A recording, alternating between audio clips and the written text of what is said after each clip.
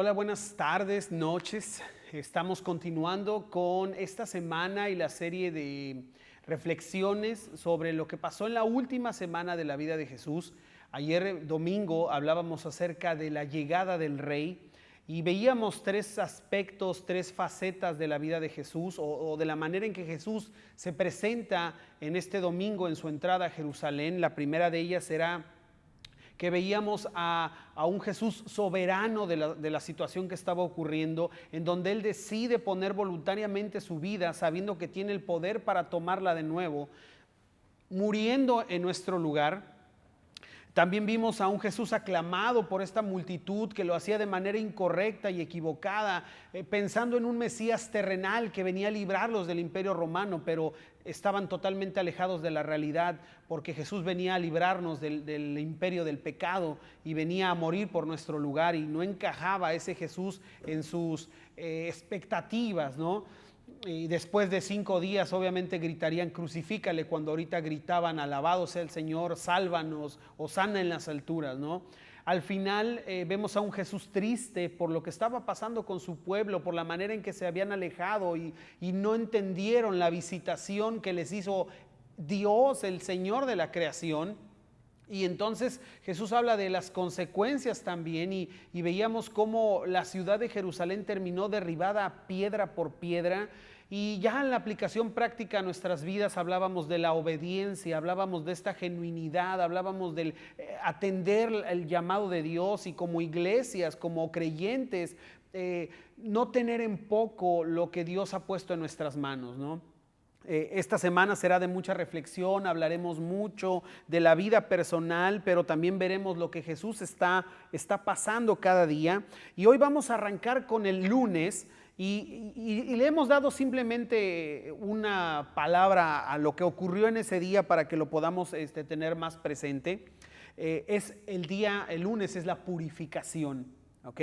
Y vamos a continuar en Marcos, como te había dicho, posiblemente veamos algún otro pasaje, pero en general será Marcos el que estemos tomando como trampolín para la enseñanza que estaremos teniendo hoy. Va a ser en Marcos 11 y vamos a ver los versículos del 12 al 19. Pero antes de que empecemos, vamos a orar para que dejemos esto en manos de Dios.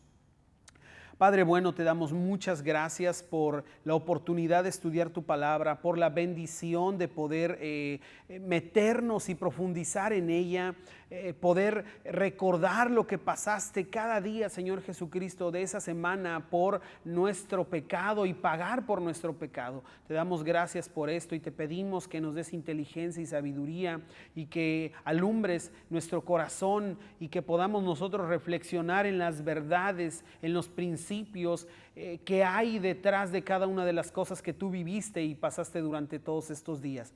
Te damos gracias y pedimos esto en nombre de Cristo Jesús. Amén.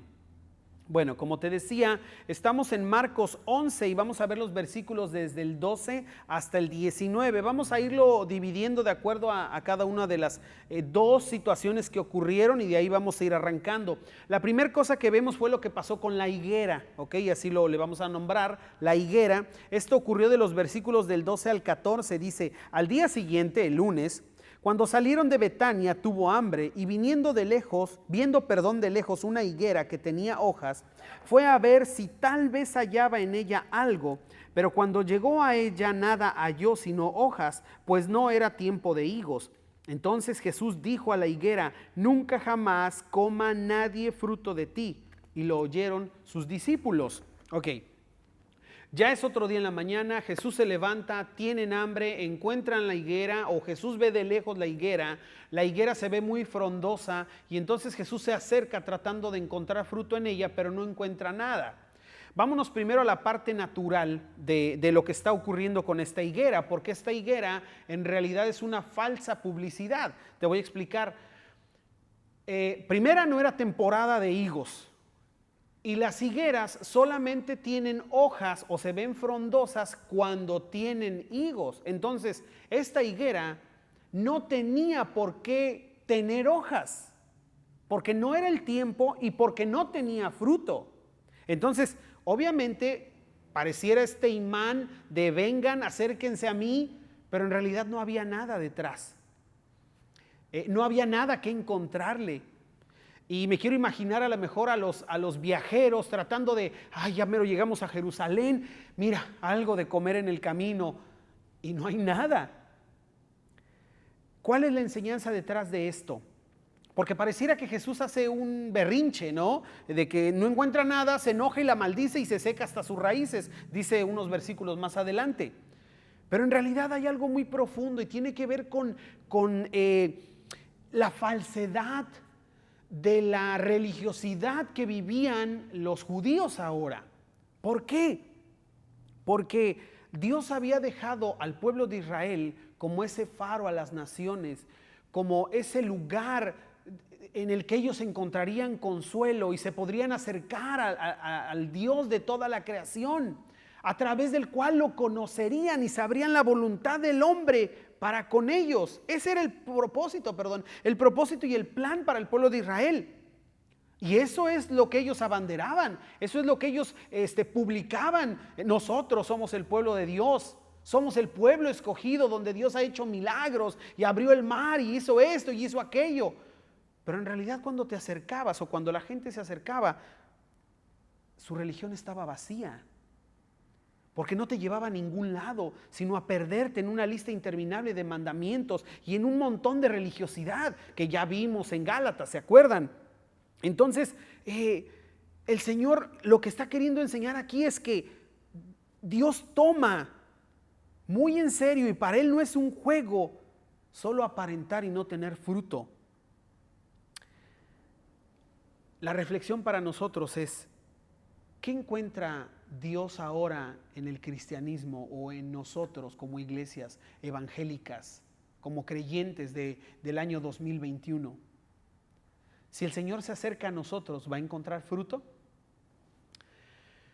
Si la gente del mundo se acerca a nosotros, a nuestras iglesias, ¿va a encontrar fruto? ¿O solamente portamos el sticker en el carro que dice soy cristiano? O el símbolo, como dicen coloquialmente, del pescadito. ¿O realmente hay algo de esencia en nosotros? Y no somos una falsa publicidad que decimos ven a Cristo y esto pasará, ven a Jesús y aquí, y ata y se va a ser atado, desata y será atado, declara y sucederá, y todas esas cosas que hemos oído y que hemos visto, pero que a veces nos llevan a que detrás no hay nada, a que esa necesidad que realmente tiene el ser humano no es satisfecha, porque solo es falsa publicidad. Ya en lo personal, ¿qué hay detrás de tu vida y de mi vida? Si el Señor viene, como lo hemos platicado, y hace cuentas con nosotros, se acerca para ver si hay fruto, ¿haya fruto? ¿Va a encontrar fruto? Eso es lo que pasó con Jesús en la mañana del lunes. Después de esto, dice, vamos a hablar acerca del templo, la purificación del templo, de los versículos 15 al 19, dice, vinieron pues a Jerusalén y entrando Jesús en el templo, comenzó a echar fuera a los que vendían y compraban en el templo y volcó las mesas de los cambistas y las sillas de los que vendían palomas y no consentía que nadie atravesase el templo llevando utensilio alguno. Y les enseñaba diciendo, ¿no está escrito, mi casa será llamada casa de oración para todas las naciones? Mas vosotros la habéis hecho cueva de ladrones. Y lo oyeron los escribas y los principales sacerdotes y buscaban cómo matarle porque le tenían miedo, por cuanto todo el pueblo estaba admirado de su doctrina. Pero al llegar la noche, Jesús salió de la ciudad. El templo es otro caso bastante interesante. En este tiempo, en la fiesta de la Pascua, lo dijimos ayer, había más de 2 millones o 2 millones de personas aproximadamente en sus calles. Y cada año todos los feligreses, todos los peregrinos debían pagar un impuesto al templo. Ellos traían las monedas del país donde vivían. Recuerda que estaban dispersos los judíos por todos lados, pero cada año venían.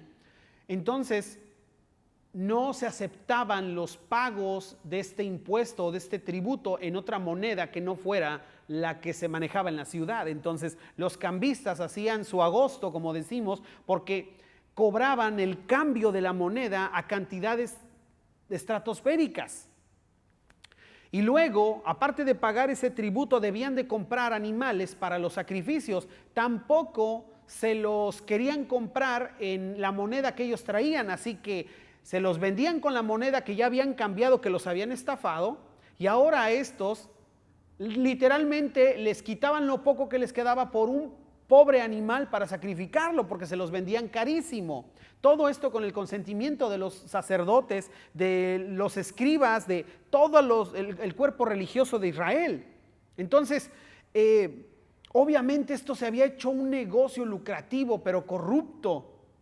Y cuando Jesús entra y ve todo esto, lo hacían en el atrio del templo, que es el área donde los gentiles que se habían convertido podían venir, podían orar, podían alegrarse y estar buscando la presencia de Dios. Ahora ya no podían hacerlo porque todo esto estaba lleno. Y entonces Jesús les hace esta recriminación tan fuerte y les dice: ¿qué no está escrito que mi casa sería llamada casa de oración para todas las naciones? Y ustedes la han convertido en la cueva de los ladrones. Entonces, este debía ser un lugar de refrigerio, de descanso. Debía ser un lugar donde hubiera esencia, donde hubiera eso que la gente venía buscando. No que lo estafaran, no que lucraran con él. Y la casa de Dios, su iglesia, debe ser exactamente ese lugar donde los peregrinos del mundo vengan a descansar. No donde sean llenos de algo que no tiene valor, no donde sean llenados de una falsa propaganda, donde sean más un cliente que un alma que salvar, donde se piense más en lo que dejan o en lo que vamos a hacer como programa, que en rescatarles y en llevarles a los pies de Jesús. ¿Qué verá Dios cuando voltea hacia la iglesia? Yo espero que no voltee y vea un lugar como lo que encontró en el templo. Un lugar donde se lucra con la fe, sino un lugar donde se propaga la fe y que nosotros somos el faro para las naciones que Dios realmente tenía planeado. Esto es lo que vivió Jesús el día lunes. Estas dos situaciones, una en la mañana, una en la tarde, y después de eso salió, porque dice que los escribas ahora ya buscaban cómo matarle, los fariseos buscaban cómo deshacerse de él, porque pues les estaba tumbando el negocio, tanto en el dinero que estaban ganando de mala manera, como con el hecho de que la gente se estaba dando cuenta por la enseñanza que Jesús hacía, de que la religiosidad del pueblo judío era completamente falsa. Entonces buscaban cómo matarle, y él sale en la noche porque solamente se acerca y deja la dosis, por decirlo así, que iba siendo necesaria para que estos acontecimientos llegaran a su pasión y a su muerte y crucifixión el día viernes. Entonces ya está, Jesús sigue dando pasos y preparando el terreno para lo que vendrá. Pero en medio de eso nos deja a nosotros esta enseñanza tan valiosa que no debemos dejar pasar, y que podemos ver lo que él hizo este día lunes. Mañana, martes, continuaremos ahora viendo un pasaje mucho, mucho más largo. Lo vamos a ir a vuelo de pájaro, porque la verdad hay mucho detalle en este día, pero hay dos cosas que serán muy valiosas, que también nos deja como enseñanza de lo que Jesús le está enseñando a sus discípulos en estos últimos días, y que también deja para nosotros. No dejemos de reflexionar, por favor, sobre nuestra propia vida y lo que Dios quiere y busca para nosotros. Cuídate mucho, que Dios te bendiga. Mañana continuamos. Adiós, saludos.